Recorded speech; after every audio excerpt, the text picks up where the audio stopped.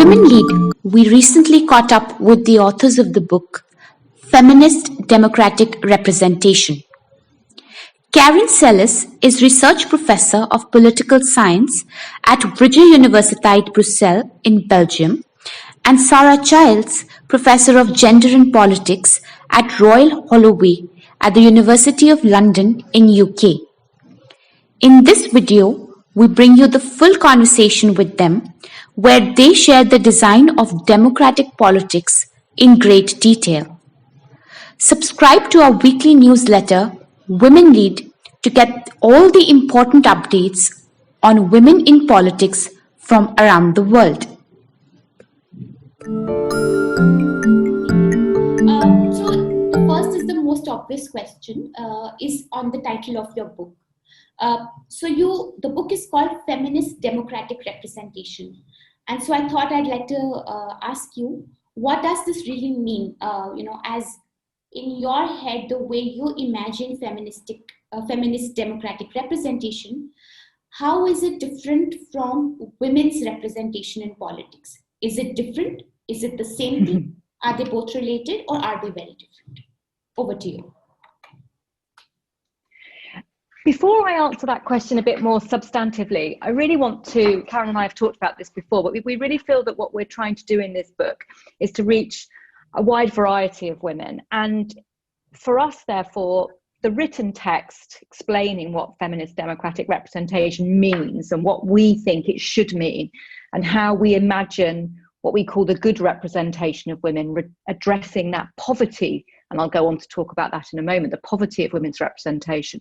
But we wanted to be able to visualize as well as explain in words what we meant. And one of the things from the very front cover, but to the line drawings throughout the book, what we're trying to do is enable our readers to kind of grasp the ideas. Because one of the things about academia sometimes is that it engages in rather verbose and technical jargonistic language. And we want to say, actually, feminist democratic representation should be something that all different kinds of women can grasp. It's an aspiration, it's an ideal. And what we try to do is translate that in very, very practical terms in a context of the representative institutions we have in front of us.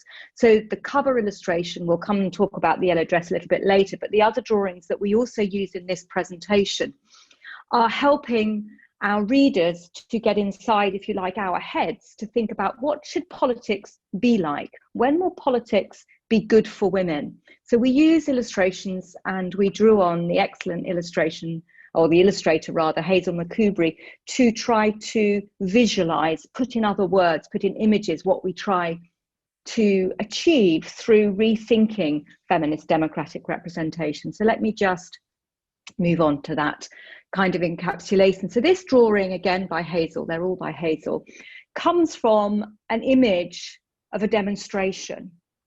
And what we're trying to encapsulate here is the disjuncture between how politics is at the moment and what it should be. And this demonstrator and their banner, their demand, is for a different kind of politics. So we are addressing a bigger question than women's, what we would call in academia, descriptive representation. How many women are sitting in our parliaments? Not because we don't think that's an absolutely critical question, we do, but the poverty of women's representation goes beyond an imbalance in the numbers of women in our parliament relative to their presence in the population. It's about trying to ensure that the diversity of women's experiences and views and perspectives are included in our political discussions, our political institutions, and in terms of the decisions that are made. So for us, we're looking for the inclusion of all women in our politics, not just in our representative institutions, although the book is about representative institutions. How do we augment the parliaments, the assemblies that currently exist? We want to recognise those intersectional differences and the ideological differences. So when you drew that contrast between women's and feminist, women's representation is often understood as bringing more women in, or it's assumed that women have a nice defined set of interests, perhaps that you can kind of put in a shopping bag and take into your parliament. But actually what we want to do is go beyond the descriptive or the numerical. That's another way that it's often said.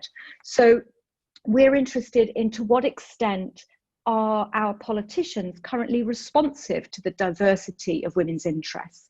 Because when we look at politics, what we see is political debate that too often is not on the terrain that includes those diverse women's experiences or their aspirations, their interests, their needs, but actually seems to be on gender neutral terrain. Political parties too often are not discussing issues of concern to women. Women can feel misrepresented. We need to raise questions about the extent to which just increasing the numbers of women is sufficient to redress that poverty, that wider poverty. Sometimes political parties will address women's issues, we know that, and we could argue that's increased over time. But actually, for what reasons are they doing it? Are they doing that for party strategic reasons? Are they doing it for electoral gain rather than for a more honourable reason, perhaps? And often parties will prioritise issues that work for them, that are not necessarily the most salient. Women might well prefer another issue to be really prioritised. So here in this diagram, in this illustration, what we have is this idea is there's a tendency of men to talk about the kind of wrong issues or talk about them in the wrong way, when actually what women want to talk about is a particular issue and to talk about it in a different kind of way. So that's really what we're trying to talk about when we say that the problem of women's under misrepresentation has to go beyond women's representation. It needs a feminist democratic representation to be in place so that we actually look at and redress the needs of women in a feminist fashion, not just think that if we get a few more women in, the problem is over. So let me just clarify that a little bit more then. So whilst we do think, as you would imagine, that where an institution has too few women, those numbers should be increased. So we're very much in favour of quotas and other actions to try and increase and redress that imbalance between men and women in parliaments. It mustn't be reduced to that. We're interested in rebalancing political agendas to stop them being skewed against women. We want to make sure that where women's issues and interests are being addressed, they're addressed in ways that reflect the way those problems and possible solutions are put forward or voiced by the women who are most affected by them. We feel very strongly that our political institutions, as they're currently constructed or structured or organised, too often fail to really need to take women's voices into concern, because these are historical institutions that have for so long mostly reflected the interests of men, that women can be a constituency to be ignored or to be included, but on their terms and not on women's terms. So women's voices and interests get to be marginalised or only momentarily addressed or addressed in certain kinds of ways. So what we get is the sense that women's concerns are not often considered with them or by them. So there's a lack of responsiveness there, and that creates a disconnect. And of course, one of the other aspects that is so important, in fact, we talk about this in the book as one of the kind of updates that we make, is that lots of people will say, well, there might be some things that we can call women's issues, but not reflect the fact that there might well be competition or diverse interests, that women don't always share the same interests. And rather than seeing that as undermining the case for women's representation in politics, we think that a feminist democratic representative process needs to be fully designed to take those differences into account.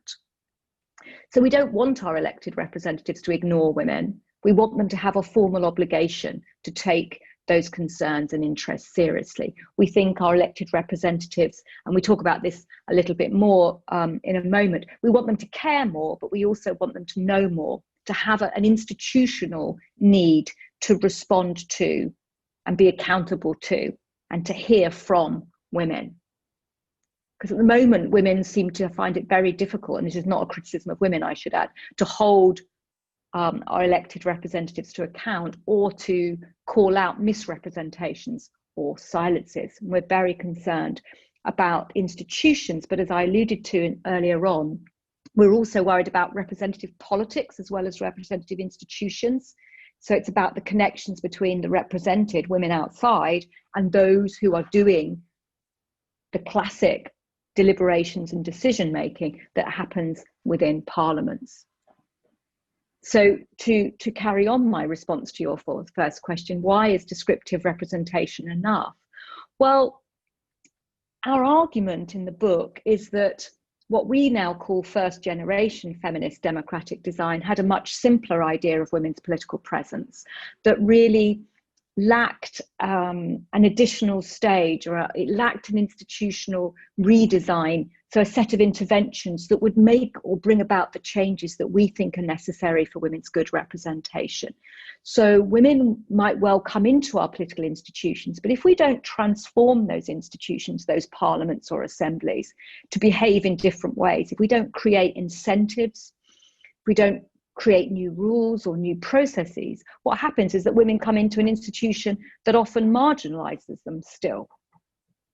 And we need to recognize that although there's lots of optimism about the effects of women entering political institutions, that descriptive representation or presence can assume that all of those women have feminist minds. And we think that elision or confusion between women's bodies and feminist minds is really problematic. If we want a feminist process of representation, we can't just assume that women's bodies will deliver that. So that simpler, earlier understanding that getting more women into parliaments would be, albeit with qualifications, the way to go, the way to redress the problem. We really feel that we have to recognise that how our parliaments work and the kind of work they do needs to be redesigned. It matters which women are present. We can't assume that although the numbers may well be increasing, that those women representatives can do all the work of addressing women's poverty of representation, because we're defining it in a more expansive way. So it's not, as I've said before, reducible to descriptive representation, because those women who become present can't capture that diversity of different and at times competing interests.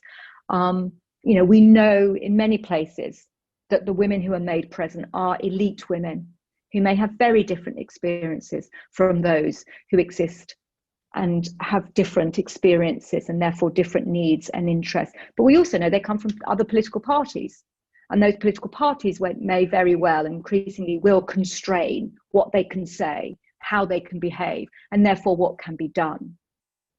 So our approach is not just about increasing numbers of women, although, as I've said, and I will quite happy to keep repeating, we're in favour of more women, we're in favour of quotas, but we don't want those women who get into our parliaments to have to do all the work of redressing women's poverty of representation. We want all our elected representatives to take on board that democratic imperative to represent the people, because that's, if you like, one of the core, if not the core principles that we're working with. So representative institutions can and should do better by women, and do better by women across their diversity, right? So just to bring that answer very succinctly down to one line, descriptive representation is not enough, because to be well represented does not just mean having someone who looks like you present, although that's part of it. We talk in the book about the good representation of women better understood as a mélange of its various dimensions: descriptive, symbolic, substantive, acting for, and effective. How do women feel about representation? So rather than just have one measure, or to have a number of measures and deal with them discreetly, to be well represented is a mix of all of those things. And we'll say a little bit more, explain that a little bit more as we move on. But I'll let you move on to your second question now. Thank you, Professor. I don't know if I've understood it as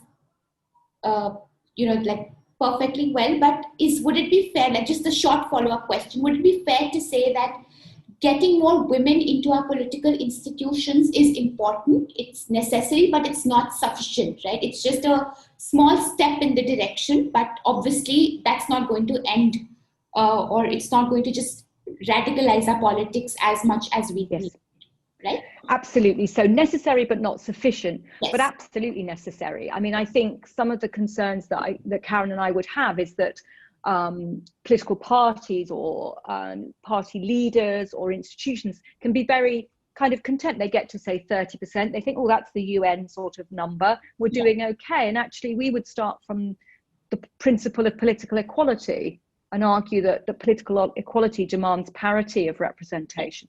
But we would also add, because of our concerns around intersectionality and ideological difference, that it's not just that getting more women in is something that is necessary but not sufficient, but it's also recognizing that there will be, and there are, we all have multiple identities. So some of the time that question gets reduced to a rather simplistic understanding of what counts. And I know that Karen will talk some more about that too, but it's that sense in which look at an institution, count the numbers of women, tick them off, and there we go, everything's okay. What that earlier claim about how we need to improve politics doesn't do is to think in that mélange way, in that way of representation in the round, and that poverty of representation being about more than just presence. It's about how well you are responded to, the extent to which you can hold politicians, parliaments, parties to account. It's about how you feel about how well represented you are. Because the other concern that we have, and I know this will be, Karen will explain this a little bit more as well, but it's also about the question of, too often we think that women will be well represented when they get some of their interests met. And one of the points that we're concerned with is that actually that itself is underpinned by a very and too simplistic understanding that we can all get what we want if we ask for it. And actually democratic politics is messier than that. And what we, to go back to your really early point about what's feminist democratic representation about, it's moving away from what we call a content approach to a procedural approach to understanding representation. And I will not say more, but we will talk about that together when we talk about the yellow dress. Yes. So if you can bear with us at that moment. Yes.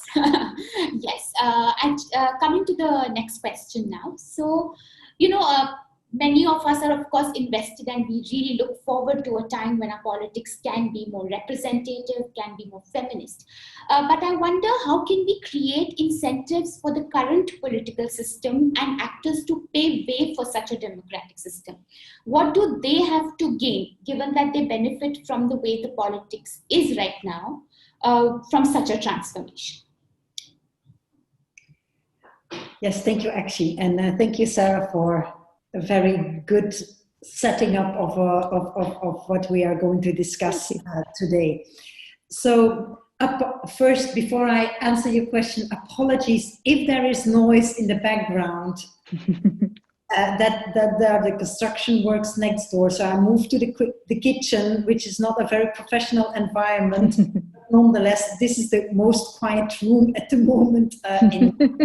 No, absolutely. You're right now. Absolutely clear, not a problem.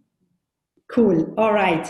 Actually, you mentioned you dropped a very important word, and that is incentive. So our feminist democratic design is all about creating incentives for elected representatives to behave in certain ways, but also for women to engage with politics in certain ways. So incentives is a very key word in what we are presenting here, and the democratic design that we are explaining to you today. And thanks a lot for giving us the opportunity to do so. We are very excited about it. So again, let me try to start my answer to this very important question by showing you this drawing of Hazel, and I think it's a very key idea that this drawing actually tries to capture. It's a drawing that refers to what we call the Kavanaugh lift moment. So Kavanaugh was this U.S. senator. that was in this drawing confronted with survivors of sexual assault.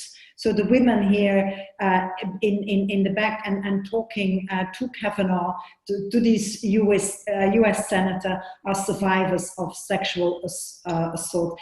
And they demand him to explain why he supports Trump's nominee for the Supreme Court, Brett Kavanaugh. So, so this is the scene that this drawing captures, and I invite you all to Google it and have a look at the actual scene that this drawing captures. So Brett Kavanaugh was accused of serious sexual assault, and this woman confronts the senator with the fact that he supports this man.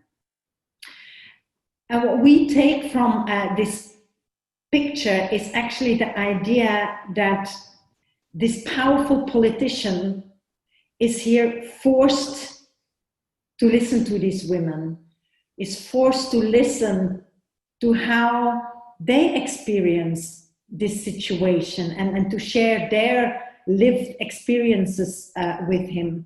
And he is forced to listen to what he otherwise would have chosen not to listen to. So this is what the incentive, actually, the key incentive of our design refers to. It's being forced to listen to information that you would otherwise not seek, that you would otherwise not come across. So, and this is a physical, face-to-face, a close encounter between representatives and women that talk about what life looks like from their perspective, from their point of view. And representatives, here in this drawing, the man in the lift, he is actually exposed to women's lived experience. And this is what we think should be at the heart. It captures the essence of what we consider at the heart of women's good representation. It's this direct engagement by elected representatives with the political interests of the women, the differently affected women, women that are affected by a specific decision. This man cannot thereafter pretend he was not witness to what they said. He is called upon to know and to care more about women. And this is actually the key design, the key incentive that our design is actually wants to install in the heart of parliaments and at the heart of legislative work. It's this exposure of elected representatives to women's experiences that motivates them to know more and care more about women. And we position we position then the women to actually judge elected representatives in a formal and visual way. And then to come back to your, so the question, the sub-question of like, okay, what's in it for them? Well, our design makes that there is something in it for them too, because, you know, these elected representatives are exposed to women's experience, so they are really called upon to deliver good representation of women. And when they do so, they might actually feel very good about doing so, to feel that they are actually improving the world for women. So there might be some personal motivation there.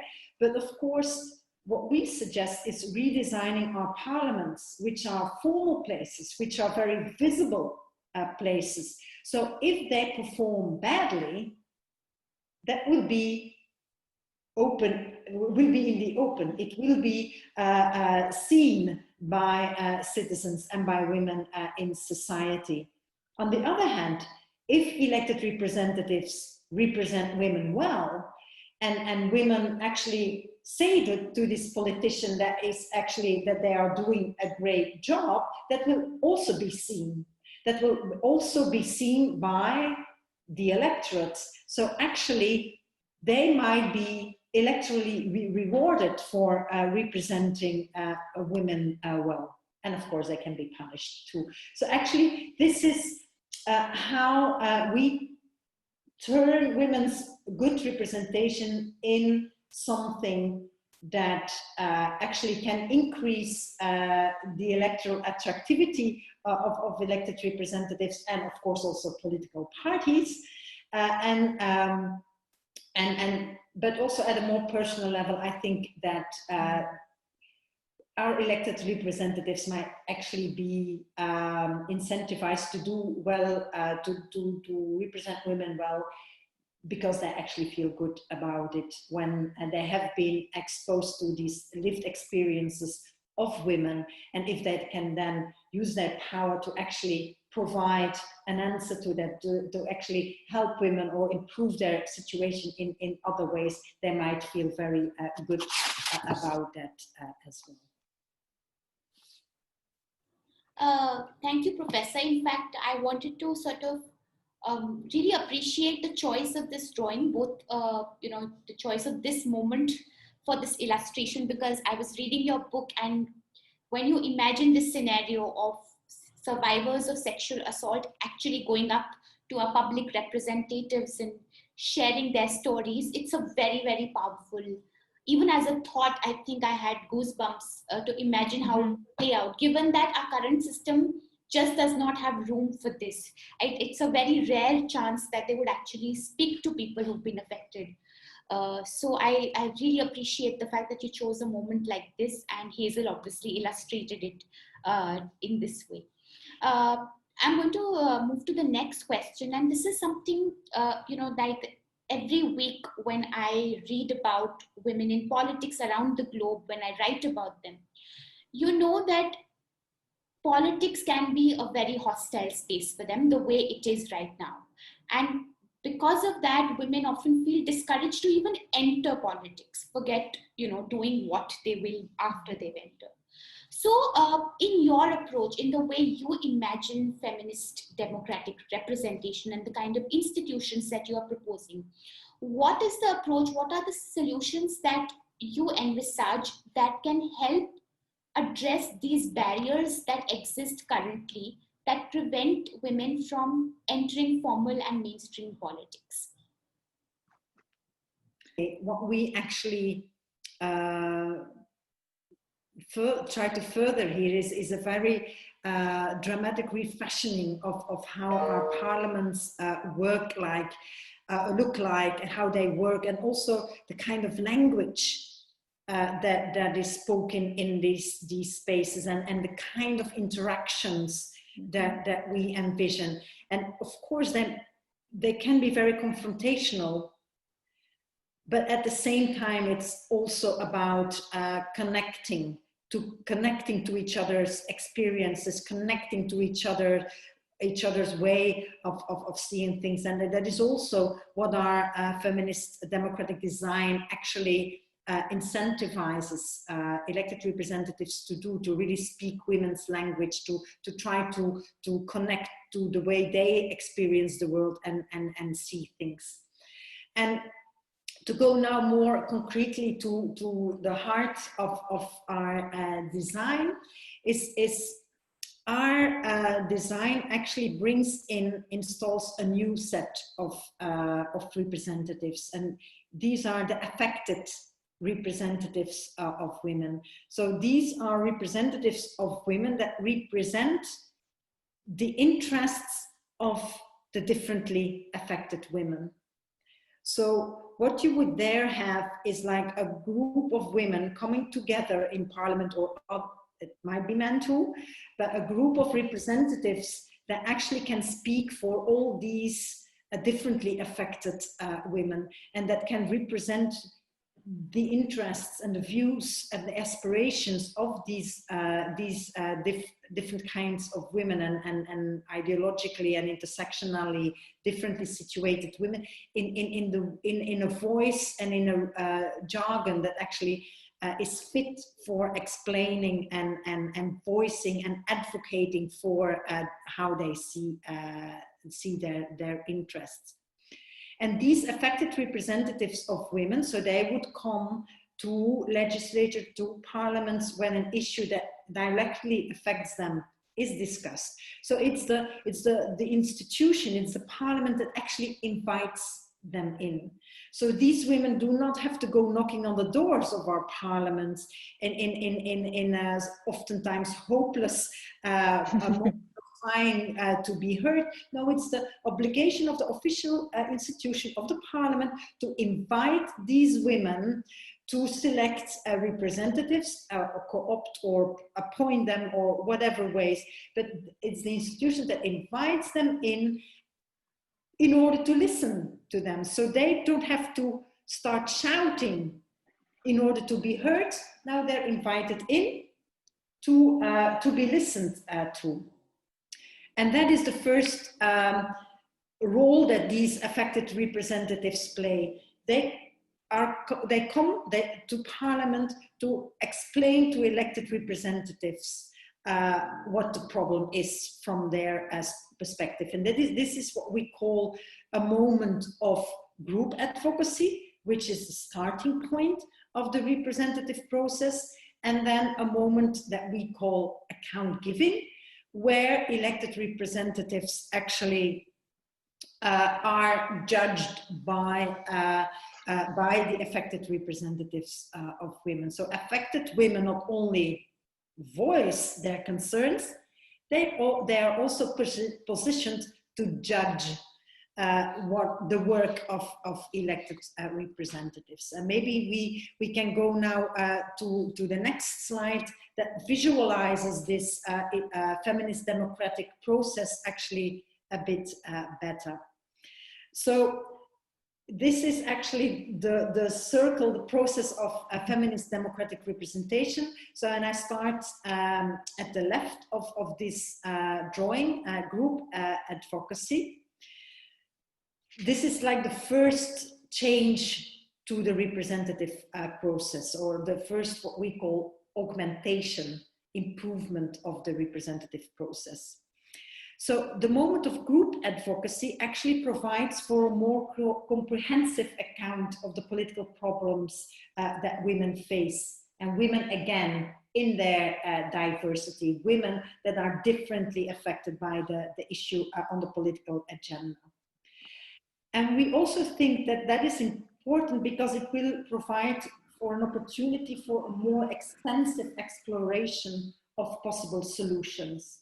So it's not only like, okay, this is the problem, but also this we think might be a good answer to the problem. And these affected representatives advocate, so it's group advocacy, so they plead for the cause of their group, and they do so in a partially and passionately, a passionate manner. So again, so this refers to this different language. They can speak in their own voice, they can use their own voice, words to express the problem and the solution. And all elected representatives, not only women, all elected representatives are forced, the lift moment, forced to listen to the interests of and the preferences of these differently affected women. And so by doing so, we increase what Jung calls the collective store of knowledge that is actually available for elected representatives to then embark on their deliberation and decision-making work.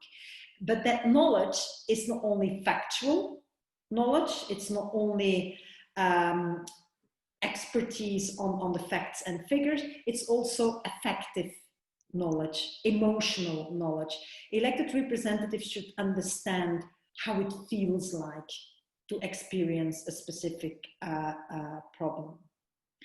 So, and then in our process, the elected representatives, go on to do their work that for which we elected them to do. Like they go and discuss, they deliberate, and they take a decision.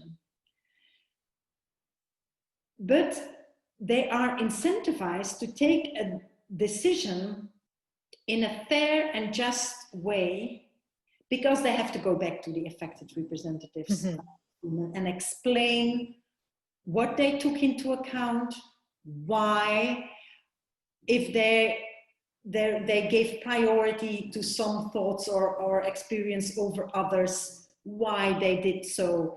And so they have to go back to the affected representatives of women and try to convince them, persuade them that actually they took the best possible decision, that their decision was the fairest and is the most just decision at that specific moment in time.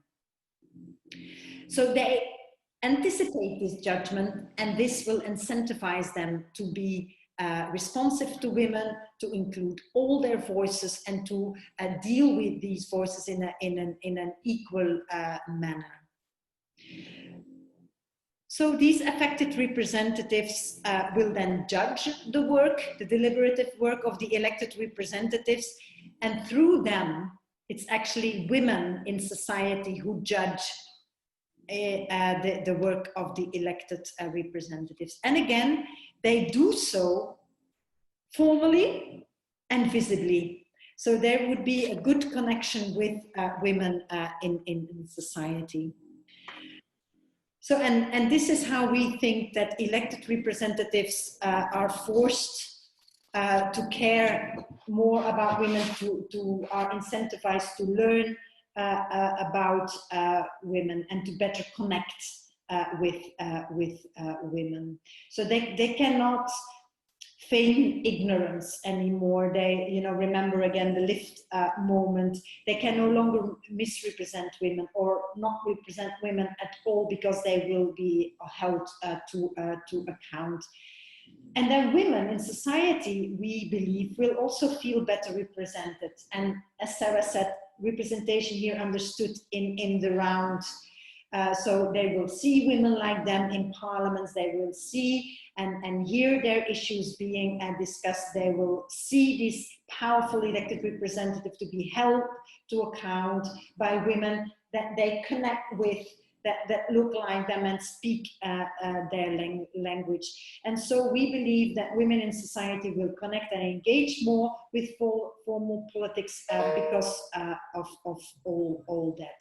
And women's civil society should also be mobilized, reinvigorated, and keen to participate in that kind of political work. I cannot emphasize enough how much I relate to this idea of having representatives whom you can identify as, you know, as a young person. It's something that we all talk, that it's so difficult. Politicians or our representatives seem so different. In fact, it also sounds a little utopian and something that we would all like to realize. Thank you, Professor. And the next question, I'm actually going to move on to more of a design question. Actually, it's drawing attention to the cover of your book, because I keep tracking different books at the intersection of gender and politics, but this one stood out. The choice of the design, the colors. There's a bright red background and there's a bright yellow dress. In fact, you know, it takes, if you don't know it's a dress, it takes a while to understand the way it's positioned. So I was just very curious as to why is there a yellow dress against a red background on a book about feminist democratic representation? What does it symbolize? Is there, you know, is there something specific that inspired this choice? Is this a metaphor? How should I use it? How should I understand it? So, yes. So I'll start with the serious response, and then I'll give you a sense of the playfulness I think that we also wanted to capture, which speaks to our collaboration and the fun we've had, and superficially our own interest in fashion. But we'll leave that for a moment. I mean, the yellow dress for us works as a thought experiment. We were trying, I mean, Karen and I have worked together for 10 years writing about women and politics. But as we started writing this book, we, as collaborations, I think often do, got more ambitious. And we really felt that we wanted to speak about something, this new design, what we're calling a second generation feminist democratic design. But we were trying to work out what we were trying to capture. So it wasn't difficult to get to grips with the poverty of women's representation, but to try to redesign our political institutions in a way that might aspire to what seems like a utopian future, but we wanted it to be very possible, perhaps not easily possible, but we wanted it to be realistic. This isn't a fantasy book. Well, we don't think it is anyway. So this yellow dress helps us explore what a feminist process of representation might look like. And it goes back to something that I talked about right at the beginning, which is this idea that women, if we recognize fully women's differences and diversities, then we have to accept that women will not always agree about when a decision is the right one. If they take an approach which says, I'm going to send Karen out shopping and I tell her what I want, and if she only comes back with what I want, then I am well represented. What we're doing, illustrating or crystallizing in this yellow dress scenario is a central claim in our book, is that what we need to be looking at is a process that is feminist, by which we hope the outcome, and we expect the outcome to be better and feminist. But Karen used the phrase, we want our elected representatives to make just and fair decisions. And in contexts where we can't all be satisfied by the outcome every time, then a process must be feminist. So let me tell you what we're playing with here. One of us is time poor, but we need a dress for a particular event. And the other one will act in our place, will go out and do the shopping. But we send the other out and they go off on their shopping trip and they come back with this yellow dress. The yellow for us is about the fact that neither of us, although perhaps maybe me more than Karen, would want a yellow dress. So it's a color, the choice of color is to represent perhaps something that we would find very difficult to accept, all other things being equal. So Karen has come back, if I'm going to be the person who stayed home on this occasion, with this yellow dress, and I really don't want it. But under what conditions would I accept her shopping for me as being good representation? I might send her out again. Can you try again? Can you look a little bit further? Can you be a bit more systematic? Can you try new shops? Maybe go to the next town, all of those kind of questions. But if she returns again with this yellow dress and she says to me, this really is the best dress, this is the outcome of, to extend the metaphor, a just and fair shopping trip, why might I feel satisfied? When will I feel well represented? When will I accept this yellow dress? Well, I need to have a number of procedures, or I need to feel well or good about a number of procedures. I need to know that she took my preferences into account. She didn't just dismiss them and go off and buy me whatever she fancied. She knows what I like and what I wanted and what would meet the needs of the event I was going to. She had shopped carefully and in a considered way. So she hadn't just nipped out for 5 minutes and gone to the first two shops. She really had tried her best. She had cared about how I would feel, so she would know coming back that she would need to justify what she had done to show me that she had represented me well in what she was doing. That she, on this occasion, had done her best for me, but she would also continue to do her best for me.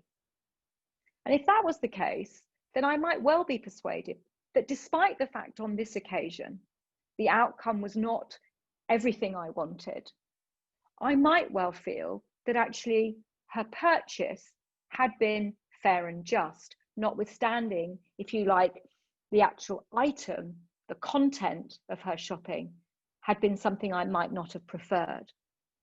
So when I think about it, and we did take this very seriously, And I have been on the internet looking at yellow dresses, and I did find one that I think if Karen had found, it was by Vivienne Westwood, it was terribly expensive and it was very pale yellow. But nonetheless, I could really imagine a scenario where I would have worn that if Karen had gone shopping, because she'd have known that almost everything else about it would have been fine. So we use it as a thought process to try to really crystallize that shift from a content approach, women in parliament deliver this thing called women's interest to women, to a process whereby elected representatives, male and female, through group advocacy, where I and other women put forward their interests, desires, preferences, they then make their decisions or go shopping, and they deliver just and fair outcomes. So when Karen returns to me with this yellow dress, I need to judge how well she has done by me. And there are procedural ways of judging that she had engaged in what we call a feminist process of representation. So I hope that sort of makes sense. But then let me tell you about why we decided, and in lots of different times, wasn't it true, Karen? This discussion was in different parts of the book and we didn't know where best to place it. But then when we were thinking about the title, we really felt it would make the book stand out. We wanted the book to, I mean, one of the things about, I think, electronic publishing is that perhaps book covers are becoming a little bit less exciting because people are not necessarily looking them on bookshelves. But, you know, male political scientists are forever talking about sport in their work. So we use the sporting analogies or military analogies pepper the way people talk about politics, you know, boxing matches, horse races, you know, you have to be, see the whites in their eyes, all of these kind of ideas. So why shouldn't we talk about fashion? But it's also, of course, that scholars of symbolic representation recognize the meaning and the way in which visual representations can reach out to women. So when we launched the book a couple of weeks ago now, you know, Kamala Harris had only just become Vice President-elect, and she wore the white pantsuit. And anybody who follows American politics over the last decade, even if you're not American, has begun to learn that the white pantsuit represents women's suffrage, and that we've seen the Hillary Clinton pantsuit, the women in Congress, and there was Kamala Harris wearing one too. So clothes speak to core questions of who belongs in politics.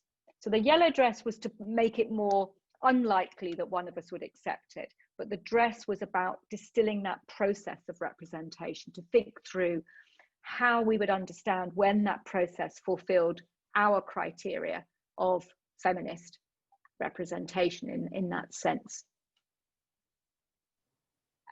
Thank you, Professor. I think it stood out for me because just as you mentioned Kamala Harris's example and some others, I've been noticing how you know, how fashion and women in politics goes. Like, you know, it can go against them, but you also know how women are often turning it into powerful symbols or as a means of protest, right? And Yes. that's why I'm very curious as to how a dress, you know, even in terms of academics, and you're right, mostly politics done in a very masculine way also ends up deploying symbols which are very warlike, sport-like, battle-like. So it's refreshing to also have ordinary things about daily lives used as metaphors for our politics rather than something which is, you know, violent or out there, something which we can't do on a day-to-day basis.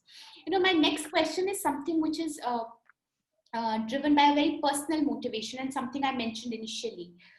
Is on the role of the media when it comes to feminist democratic representation. So we do know that we eulogize the media for being such an important pillar in our democracy as it stands today. But if we are to reimagine democratic institutions the way you do in your book, what kind of role do you think the media will have to play for us to get there? And this is also inspired by this brief snippet I caught during your book launch on Facebook that day. I think you mentioned that you do think about media, but I would be very happy, like, for someone, you know, who are people who are actually media practitioners, people who write, what can we do different? What can we do more to actually help move our system to something closer to what you imagine and recommend? So this is another of Hazel's illustrations, and it's actually speaking to the idea of when a young girl might feel well represented when she looks into the parliamentary chamber and sees a diversity of women, and the kind of assumptions we often make about who individuals connect with. And I think the point we really want to make about the media in the book, and you're right, it's not a central focus, but it's absolutely crucial to revealing the new role of our elected representatives and those new moments in Parliament. Because one of the things about, I think, a healthy representative democracy is that the people feel connected to and see what's going on in their Parliament. So, you know, we can think about institutional building designs where increasingly parliaments are using glass to open up their Parliament. So they're not dark, closed spaces. We might think of, in the UK sense, that the symbol of the British Parliament is often that portcullis, which is that metal grille that comes down as if it's keeping everybody out. And actually what we see the role of the media particularly is a way of connecting women outside to both their elected representatives, so they can see what their elected representatives are doing, but also that elected representatives, they are better held to account. So this notion of an institution bringing in women, inviting those elected representatives in order for that to be the most effective, we need the media to be representing those moments, group advocacy and account giving, back to the population. Otherwise, politics will always be only what elite and a few people do. So the role for the media must be to magnify, if you like, these new moments, so that it's not just elected representatives who go in, speak, hold representatives to account, but actually the represented, the women for whom those elected representatives are speaking and judging, they need to see that. So there needs to be a better appreciation of the way in which the media, I mean, I guess in very classic accounts, they are the fourth estate. They are those who hold our elected representatives to account as well. But what we need to do is to make sure that those media bodies or institutions are themselves working in a way that supports this connection between women. So the sense of it being formal, our moments are formalized, they're routinized, they're institutionalized within a parliament or a legislature and assembly, but also public. This can't be done behind the scenes. This is not closed doors. This has to be a public moment. Because going back to your point earlier on, your question earlier on about incentives and Karen's answer, some of that incentivization will be how the media will portray the kind of elected representative who, to go back to the lift moment, closes the door and leaves those women standing there without the power of the media. And I know Karen said that she would suggest that some of your listeners or readers go and Google that moment. We think it would have just been impossible. He's trapped because behind the women survivors of sexual violence are the media. And that moment wouldn't have the power that it had, right, if the media hadn't been present. So in the actual online images or video of the event, you see all of the cameras. So absolutely critical. And we know, again, I suppose I'm speaking about my case, but I'm sure Karen would agree with her case. We know there is within the media a subset of, if you like, feminist or women's media who would be very keen to play a role. But because we're institutionalizing it within the parliament, it's not just them. It is not about some media people covering a story because they're women and or they're feminists. They will be there, but it's also about making this so much part of the everyday of the institution that it becomes part of that normal media role of holding our politicians to account. I hope that's given you a sense of what we think is really critical here. No, absolutely. I'm very mindful that we're almost out of time. So if it's okay, I'm just going to shoot one last question instead of a couple that I had in mind, if that's okay with both of you. Sure. Yes. Basically, it's just like, just to wrap it up, when you both were writing, and I know that you both have spent a lot of time writing this book, you both have been collaborating for really long. So it's very, very inspiring actually for someone like me who's just getting started on this journey. But also when you wrote this, you've collaborated, who's the reader that you had in mind? What are the kind of hopes that you have? Because it's also, in some ways, it's an idea that you can't disagree with. When I've been reading your book, and every moment I say, this is exactly what we want. But in some ways it does feel like, oh, will we ever get to this point? So what's the motivation? What do you hope the readers will be able to take away from it? Karen, do you want to have a... No, you want me to jump over? Okay. Well, we were really clear that we did not want this to be the kind of book that sits on a library shelf in a few universities and that is read by those who only have the right kind of language. And of course, as you said, the book that took us about 3 years to write was a product of a much longer collaboration. So of course we wanted to speak to the various academic traditions, democratic theorists, gender and politics scholars, scholars who are interested in parliament. So we do think those three groups should be speaking to each other a lot more. But we also wanted, and I think this is really about partly our feminist politics, but it's about a feminist politics.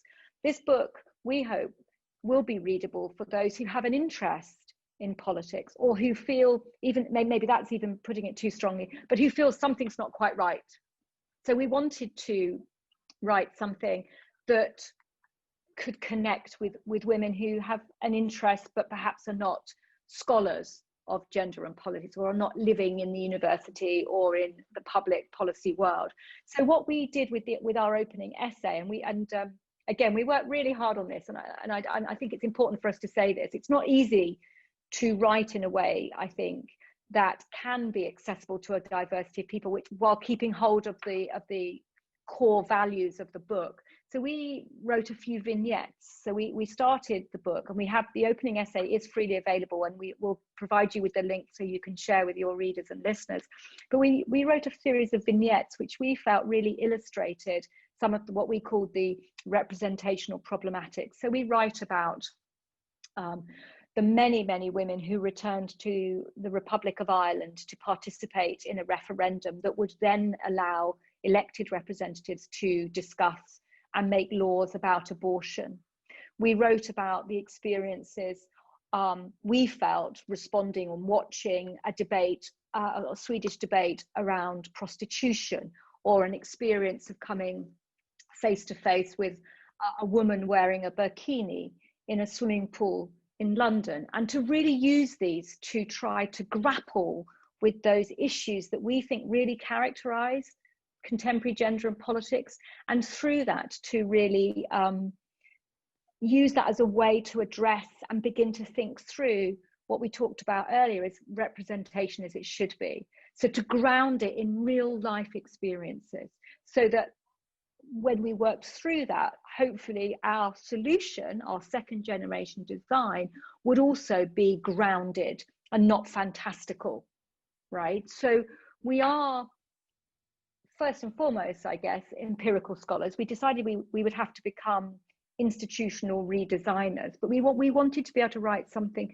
that would offer not a bespoke blueprint for a particular parliament that would suit the Belgian parliament or that would suit the British parliament, but actually would have democratic principles made feminist, but in ways that you could envisage working with in different parliaments to really, really bring about.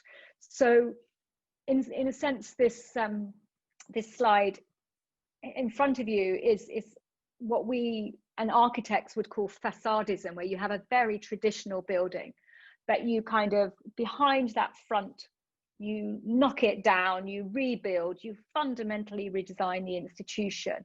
And that's what we wanted to suggest to the reader who may not know the intricacies of contemporary representative democratic theory, but could understand that actually what we have isn't good enough, and that we can we can overturn what our representatives do, and those institutions need redesign. And with that, that's really what our book is trying to do. It's offering a second generation feminist democratic design, which says our political institutions, sure, we're keeping the elected representatives, we're not trying to stop what they do, but we are going to make them. We're going to disrupt how they do their politics. And that's really, for us, I think, what feminist democratic representation as a process approach is really trying to do, to transform our institutions so they look very different, even if from the outside, some of its facade looks the same. Feel free.